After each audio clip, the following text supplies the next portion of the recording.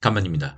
더 시저입니다. 당신의 재산은 얼마입니까? 흔히 이러한 질문을 받는다면 대부분의 사람들의 대답은 화폐인 돈으로 대답을 합니다. 또는 부유한 사람일 경우에는 건물 또는 상가 또는 집 단위로 대답을 하겠죠. 이러한 대답이 틀린 것이 아니고 아주 일반적인 대답이며 맞는 대답이지만 아직까지는 재산을 물었을 때 주식으로 대답하는 사람들은 거의 없습니다. 왜 그럴까요? 주식은 매일매일 가격의 변동이 일어나서 쉽게 얘기할 수 있는 돈의 단위로 말하기 어렵기 때문이겠지요. 그런데 여러분, 이 사실을 알고 계십니까? 돈의 가치도 아주 느리긴 하지만 매일매일 변합니다.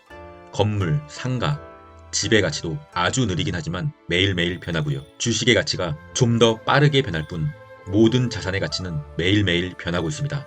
다만 느리게 변하는 돈의 가치나 건물의 가치를 일반적인 사람들은 안정적이라고 믿고 있습니다.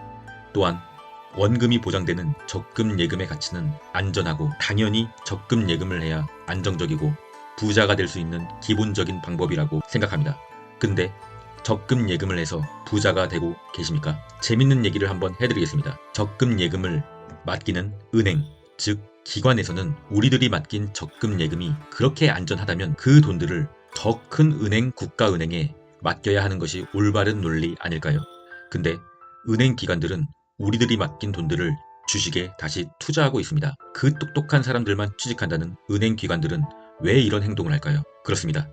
당신의 생각이 틀렸다는 것입니다. 열심히 회사 생활을 해서 악착같이 꼬박꼬박 적금을 하고 만기가 된 적금을 다시 예금으로 전환해서 자산을 관리하는 사람들, 개인적으로 이러한 사람들을 존중하고 존경하기는 합니다. 어쨌든 자신의 자산을 계속 불려가는 사람들이고 허튼 데다가 돈을 낭비하는 것보다 낫고 허튼 데다가 돈을 날리는 사람들도 수두룩하니까요. 하지만 이러한 사람들은 100년이 흘러도 부자가 되지는 못합니다. 돈은 시간이 갈수록 가치가 떨어집니다. 돈을 벌어서 은행에 맡긴다는 것은 돈을 쓰레기통에 보관하는 것입니다. 다시 처음의 얘기로 돌아가서 당신의 재산은 얼마입니까? 라는 질문을 들었을 때 우리는 돈 얼마, 집 건물을 포함해서 주식 몇 개로 대답을 해야 합니다. 급등락을 하는 작전주가 아닌 올바른 종목, 장기 우상향을 하고 있는 종목의 주식을 보유하였다면 변동은 있겠지만 그것은 돈으로 가치를 매길 수가 없기 때문에 주식 수량으로 대답을 해야 한다는 것입니다. 사람들은 주식을 얘기할 때 수익률을 중요시합니다. 그래서 자신의 보유 종목이 하락을 보이면 당장 무슨 큰일이라도 난 것처럼 어쩔 줄을 몰라 하며 투자한 것을 후회하고 손절을 해버립니다.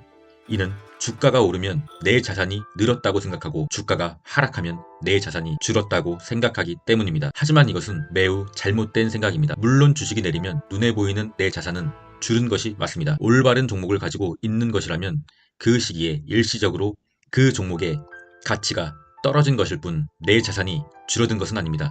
그 종목이 개당 가치가 줄어들었을 뿐 내가 가지고 있는 그 주식의 수량이 줄어든 것은 아니기 때문입니다.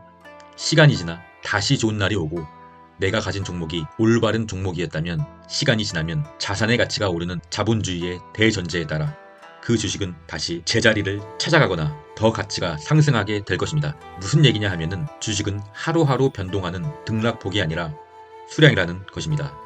당장 오늘, 당장 내일 그 주식에 등락폭이 생긴다고 한들 그 돈으로 당장 무엇인가를 사고 다른 현물로 바꾸려는 계획이 없다면 신경 쓸 필요가 없다는 말입니다. 물론 그 보유 주식이 올바른 종목이며 장기적으로 우상향을 하고 제대로 된 회사의 주식이라는 것을 대전제로 하고 있습니다. 하지만 올바른 종목이며 장기적으로 우상향을 하고 제대로 된 회사의 주식이라는 것을 우리가 아주 쉽게 판단하기엔 우리의 현생이 너무나 다사다난하고 바쁘잖아요. 그래서 결국엔 지구상에서 계속 우상향을 하는 단 한 가지 나스닥 ETF와 S&P ETF를 보유하면 됩니다. ETF는 운용사에서 여러 가지 우상향을 하는 종목을 알아서 빼고 더하는 리밸런싱을 하기 때문에 우리가 종목을 선택할 필요가 없다는 장점이 있습니다. 하지만 그에 따른 운용 수수료가 붙긴 합니다만 운용 수수료는 상승률에 비해선 미미한 수준이기 때문에 머리를 싸매고 신경 쓸 필요는 없는 수준입니다. 여러분, 주식을 하려면 뇌의 구조를 바꿔야 됩니다. 현재 23년 12월 말 미국 주식은 절대 오지 않을 것 같던 사상 최고점을 돌파하였습니다. 21년 말부터 시작된 길고 긴 하락장을 끝내고 드디어 다시 자산의 가치는 시간이 갈수록 오르고 돈의 가치는 시간이 갈수록 떨어진다는 자본주의의 대전제를 다시 한번 증명하고 있습니다. 하지만 중요한 건 너무 급격하게 최고점을 회복했기 때문에 공포지수는 익스트림, 그리드, 극도의 탐욕 상태에 올라왔습니다. 공포지수가 익스트림 P여면 극도의 공포 상태라고 읽었습니다. 시장 참여자들이 극도의 공포를 느끼고 주식을 팔고 도망가는 시점이기 때문입니다. 하지만 여러분, 다시 말씀드리지만 주식을 하려면 뇌의 구조를 바꿔야 됩니다. 우리가 진정 공포를 느껴야 할 시기는 익스트림 피어가 아니고 익스트림 그리드라는 것입니다. 익스트림 피어 때 투자를 할 경우 시간은 오래 걸리겠지만 공포를 먹고 투자하면 언젠간 긴 시간이 흐른 뒤 우리의 자산은 늘어나게 될 것이라는 희망이 존재합니다. 때문에 이 구간은 견디기만 한다면 먼 훗날 자산이 늘어나게 됩니다. 하지만 주식이 급격하게 오르는 익스트림 그리드 때 투자하면 단기적으로 봤을 때 그 탐욕의 시기가 끝난 후 더 이상 누군가가 높은 가격에 사줄 사람이 생기지 않게 되고 주식은 조정기라는 것을 맞게 됩니다. 그래서 저는 오히려 익스트림 그리드 구간에서 자산은 더 늘어나긴 하지만 이 구간이 두렵고 공포스럽습니다. 올바른 주식을 올바른 가격에 샀고 아무것도 하고 싶지 않은데 익스트림 그리드 구간에 오면 무엇인가를 해야만 할 것 같고 무엇인가를 해야만 자산을 유지시킬 수 있기 때문입니다. 그래서 제가 더 오를 걸 알고 있으면서도 일부 물량을 수익 처리해버리는 것입니다. 수익 처리, 매도를 해버린 물량은 다시 돈이 되어 저의 계좌에서 예수금으로 잠을 자기 때문에 이 돈은 시간이 갈수록 가치가 떨어져 더 이상 저에게 돈을 벌어다 주지 않습니다. 그래서 저는 이 구간이 두렵고 공포스럽습니다. 하지만 이 탐욕의 시기에 매도한 일부 물량은 적절한 시기가 오면 다시 주식으로 바꿀 것입니다. 바로 리밸런싱 작업을 하는 것이지요. 리밸런싱 작업을 하려면 무엇인가를 깊게 고민해야 하고 또 올바른 선택을 해야 합니다. 솔직히 전 좋은 주식을 적절한 가격에 이미 사놨기 때문에 아무것도 하고 싶지가 않은데 무엇인가를 또 해야 하기 때문에 무엇인가를 또 하지 않으면 자산이 줄어들기 때문에 공포스러운 것이지요. 무슨 말인지 잘 아시겠죠? 주식은 이렇게 뇌의 구조를 바꿔야 합니다. 주식이 내리면 어쩔 줄 몰라 하는 일반적인 사람들과 생각을 조금 다르게 해야 한다는 것입니다. 만약에 모두가 이렇게 생각하고 모두가 이렇게 주식을 실행한다면 모두가 돈을 벌게 되고 모두가 돈을 버는 시장 또는 거래 구조는 자본주의에선 없습니다. 누군가는 돈을 잃고 누군가는 돈을 따야 많은 거래가 일어나게 되고 수수료로 먹고 사는 증권사도 더 성장하게 되고 주식시장도 더 활성화가 되기 때문이죠.